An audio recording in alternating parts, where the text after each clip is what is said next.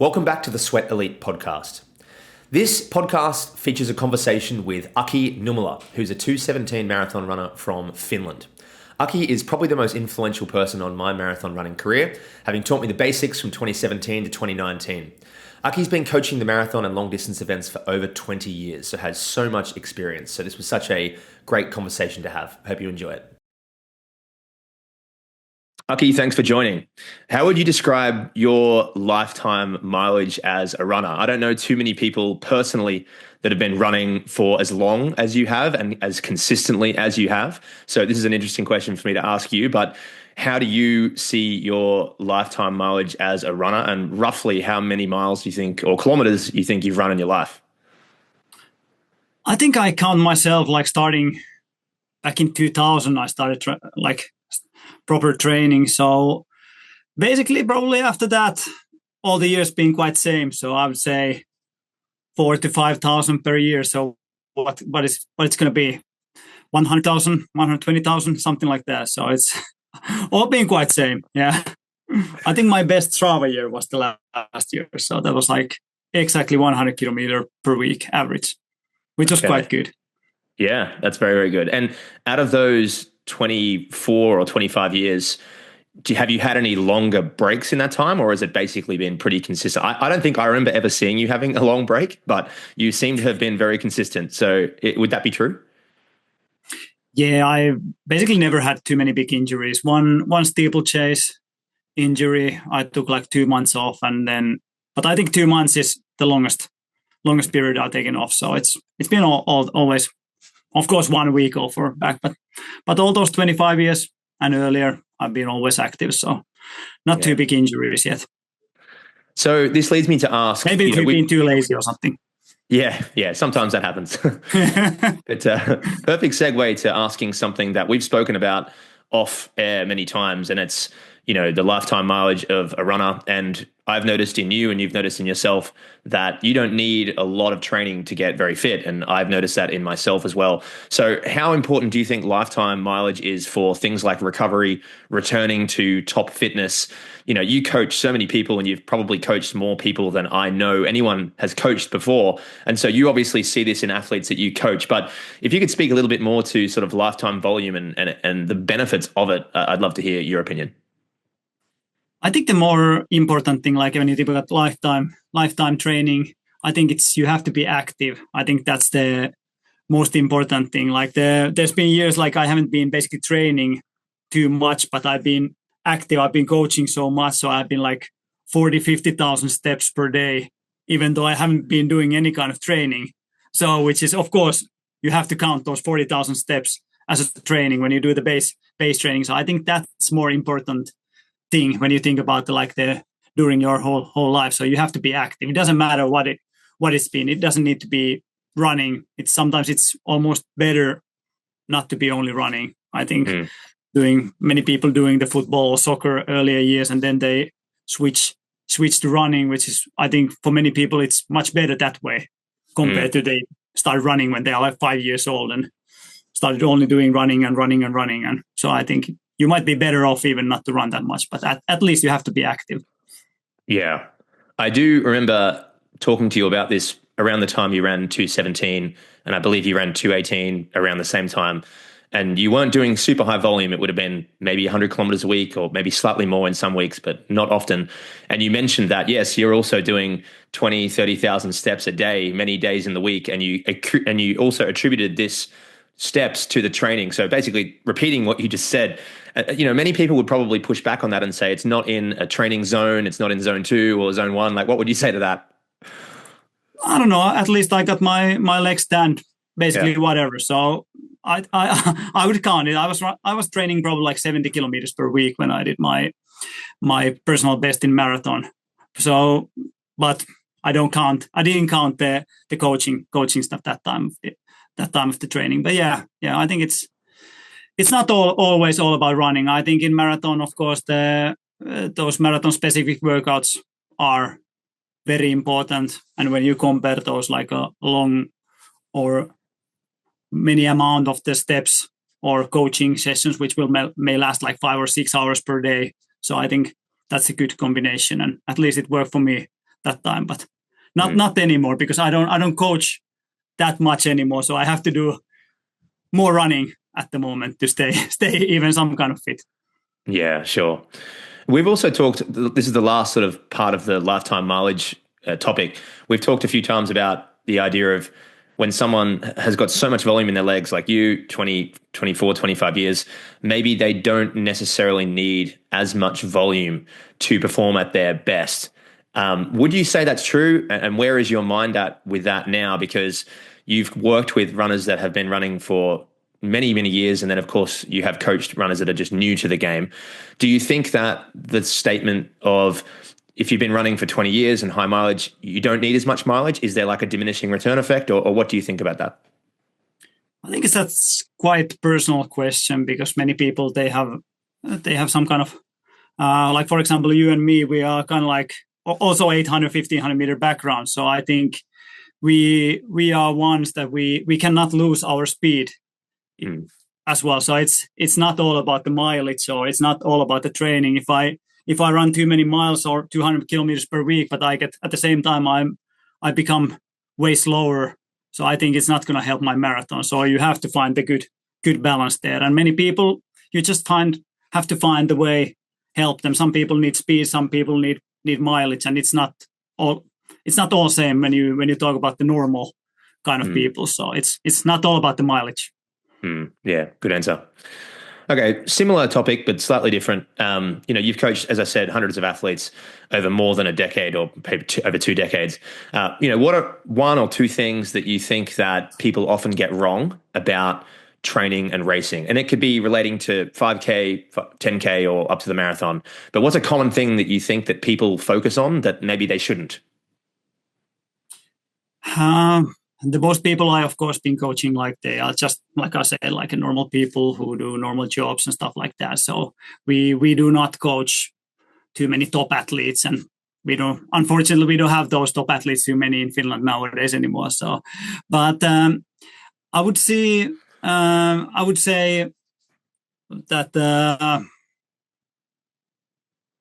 Sorry, I lost my. No, you're good. I can edit it out. It's no problem. Yeah, I had to check out what was the question. What's a common thing that you think people just like get wrong? Like maybe they focus so much on like one thing and they shouldn't, or whatever.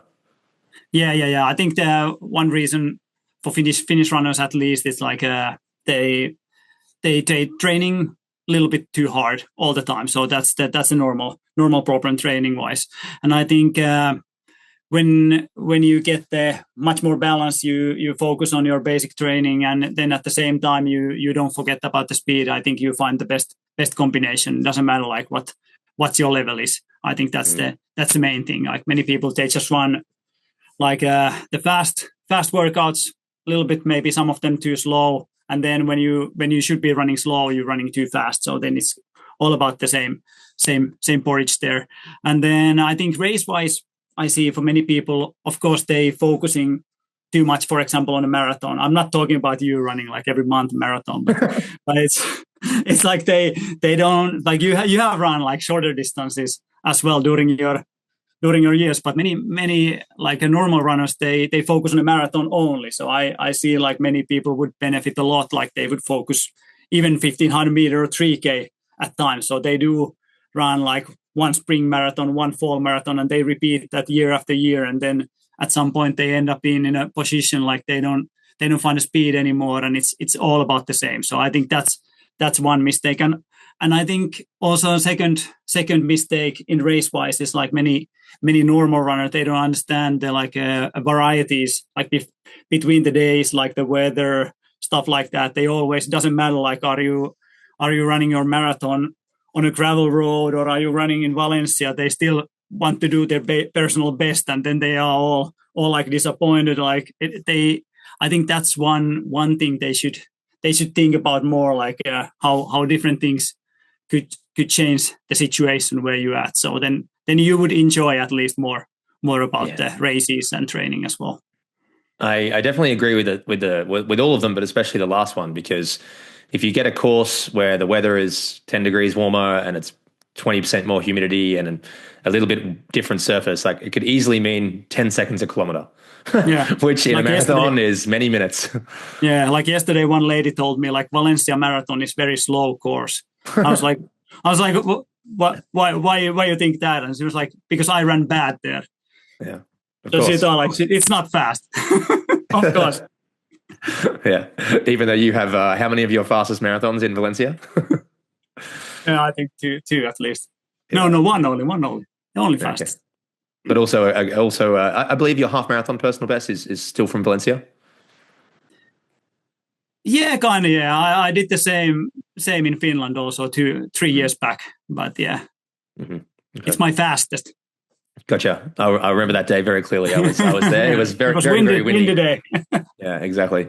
Good news. Say Sky have recently come on as a sponsor of the Sweat Elite podcast, and they're sponsoring this particular episode. And I've been wearing Say Sky in training and casually for probably about 3 years now. And I thought I'd show a piece of Say Sky gear that I've been really enjoying lately. The Clean Pace Shield jacket that I'm wearing right now. I've been using this when I've been running, when I've been walking around. It's freezing here in Chicago, so it's perfect for these really cold days. And despite it being really light, it's very, very warm and also very comfortable. And of course, very lightweight. I don't really feel it on me when I'm walking around. So huge thank you to Say Sky for sponsoring the Sweat Elite podcast. And you can use the code SWEAT15 at checkout for 15% off anything at Say Sky's website. Bit of a change of topic to nutrition and diet. I remember going for a run with you in 2019 as we were preparing for the Valencia Marathon. And in the middle of a marathon, you went back to the office and grabbed a big bag of chips and started eating them. I thought it was very funny. And at the time, I had no idea about carbs, but now I think back and think that was actually quite smart to grab the chips because it's got lots of salt. So at the time, I thought you were joking with me, but it turns out you were actually doing something that makes sense. So what do you think about diet and fueling in the marathon? And what are some things that you have learned over your time coaching and racing the marathon? I think I'm in quite a lucky position because my stomach and my body can almost take whatever. I can eat a pizza now and after 5 minutes, and I can go and I'll do the marathon workout usually. So I know it's not normal kind of like that, but probably it's part of the coaching thing also. Like when I said like I have been doing those like 40,000, 50,000 steps per days. So basically you need a lot of energy, and you almost sometimes you just have to eat whatever you get. You're in a place you just have to eat. You don't need to be too picky with that. But of course nowadays I think it's got much more important topic. Many people talking about the energy. Why when you get the marathon, you have to get a lot of energy during the run. That it was not like that 5-6 years ago, I think. But I think my marathon game changed a lot. I think 2015, 2016, I started running a little bit faster. But one reason was I started taking much more energy during the marathons and also concentrating on the before, because that time I was just using the normal like few gels and I was always dying after 30K. But then I started like overdo it, and then I noticed like, okay, I'm ready to finish the last 10K as well. So yeah. So I think that's the important part to take, but not too many other vitamins, stuff like that. Now because I heard some of your podcast as well and some other, I trying out the creatine as well. At least that's the one thing I've been doing now 1 month, but that's also just for fun to see like what are the effects, but nothing too much. Of course, some iron and magnesium, but nothing too strict about those. And the vitamin D, of course, it's never sunny in Finland. So. Yeah. Maybe 1 month of the year in June, maybe. yeah. What do you think about the creatine? Have you found any benefit from it so far? I have no idea, basically, but like I said to you like few weeks back, like I've been sleeping very well, like, and then I found some interesting research about it. It might be beneficial for that, and that was actually happening before I started to look those researches. So I don't know. I've been sleeping very well last 1 month, and we have 3 kids as well, and they're not waking me up anymore during the night times, and I don't complain. Is it creatine or not? I think I'm sold. Yeah. Well, it's interesting with you because I remember very clearly, I don't remember which marathon it was. Maybe it was Berlin 2019, but you ran really fast. I don't remember exactly. Maybe it was 219 or 218, but I remember the next day you were walking around fine. And I remember thinking, I couldn't move, right? So I remember thinking your recovery rate even then is incredibly good. It's interesting to think about that because 5 years later, I think I now am like you were back then because I've now done 26 marathons. At that point, you would have done maybe close to that. And my recovery rate is sped up. So the reason why I bring this up is your recovery rate, because of your lifetime volume, is so fast. So the creatine, you might not notice the recovery quite as well as someone that is new to running. Mm-hmm. I don't know what you think about that, but I remember thinking to myself, your recovery rate from these marathons is incredibly fast. A couple of days later, you can go for a run. So maybe the creatine is not really visible, the recovery part for you. But it's interesting that you get the sleep benefit. So that's a good thing. I don't know about that, but yeah, I'll take it anyway. So yeah, exactly. Yeah, but I think one reason about one thing about the recovery at that time was also about the shoes, of course. Like they have changed, and like I said, I think those steps, a lot of steps a day, a lot of long easy workouts. I think those help me with the marathons as well, and also the marathon specific workouts, which I started doing quite hardcore that time also. So I did long workouts. I didn't. Of course, many people in Finland, they were complaining like you should not be doing that long stuff. But then I noticed like, okay, I could do marathon, and even that marathon could be beneficial for me, like after running a new marathon in 1 month or 2 weeks and stuff like that. So I don't know. And I think nowadays most of the marathon runners do that kind of shit. So they're running every week that almost marathon or even harder workouts. So it's changed the game totally. We have been joking internally about people doing 45K marathon pace workouts and these sorts of things because, well, of all people, you can see this clearly because you have been observing the marathon for so long, whereas many people have not been paying attention to it before 2019, for example, whereas you have been paying attention to it for much longer. And I remember lots of your best hits or best quotes, and one of them actually was, I think it was 2019, and you were wondering why the marathon female world record was not already like 212, and you were saying, well, they've run 63, like why can't they run 212? It's strange. And then several years later it starts to go down to 212, and so you can see things like this because you've been in the game for so long. But I want to ask you, I want to just bring up another funny memory that came to my mind about the fueling. I remember you were very serious about the fueling even in 2019 because I used some of your maltodextrin a couple of days before a race, and you were not impressed. you said to me, "Oh, make sure we go get some more," because you already had in 2019 quite a specific carb loading plan, and you were doing maltodextrin 2 days before and carb fueling. So.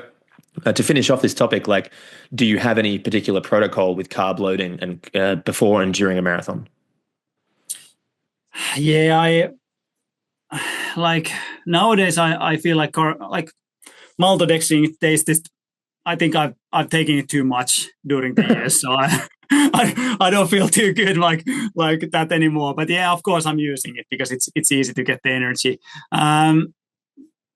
I'm focusing on the last 2 days, probably not that much like many people are saying nowadays, but yeah, I think I've noticed that's quite important. I'm not counting too much anymore, like how many grams I'm taking. I just go with the flow more, and probably this, like last year Valencia, I was actually in very good shape, but I think I overload my carb loading too much, like, and also the morning like the race morning, I think I took too much and too much caffeine as well. I think it was screwing up my whole. I say like I usually don't have any stomach problems, but that time I had like I was feeling like an air balloon over like 5K, and I was still able to keep up the like 219 pace all the way to 32K. Like although I felt like shit like all those almost whole way, so I was quite impressed with that. But yeah, I think it was like it was too much, and I think I go a little bit less next time. But I'm using maltodextrin. I'm trying some new gels and stuff like that. So I have to be updated a little bit as well, and which is quite funny also in this marathon game as well. You have to stay in the top of the game, so you cannot stuck in the 1970s like most of the people in Finland have been doing. I love the little side jab at the Finns. Okay, a couple more questions. Is there anything else that you've learned about recovery that might be useful to people or to yourself? We've talked about these marathon specific workouts. They seem to be able to make you recover faster in the future. Is there anything else that you've discovered? And if there's nothing, that's fine too. No, actually, not too much. Like for myself, I think nowadays with the kids home and everything, like I think my recovery is when I'm able to train. I think I recover most when I train hard and stuff like that. So I think that's the main thing. One thing I don't think many people using for recovery. I think it's helping me a lot with I've been using the spike mat. I don't know if you remember, like Oh yeah.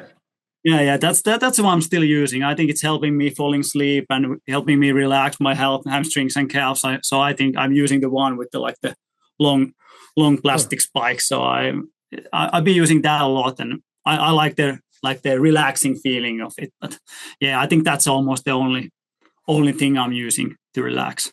Interesting. Yeah, I've not tried that, but I'm keen to try everything. So thanks for the idea. Yeah, I think you should try with your calves. Yeah. All right. A psychological question. You've run a lot of marathons. We all know that they don't always go to plan, and regardless of how well you do them, the last 10K is hard.